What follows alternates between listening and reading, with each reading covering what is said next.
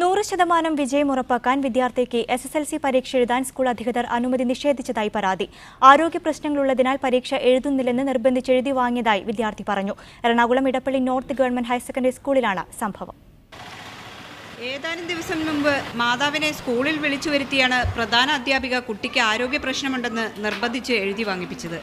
എച്ചമ്മക്ക് പറഞ്ഞ ആരോഗ്യപരമായ പ്രശ്നങ്ങളാൽ പരീക്ഷ എഴുതുന്നില്ല എന്ന് ഞാൻ എഴുതി കൊടുക്കണമെന്ന് അവരെന്നോട് നിർബന്ധം പറഞ്ഞു. സ്കൂളിന്റെ 100% വിജയം ഉറപ്പാക്കുന്നതിനാണ് തന്നെ പരീക്ഷ എഴുതിപ്പിക്കാത്തതെന്നാണ് വിദ്യാർത്ഥിയുടെ ആരോപണം.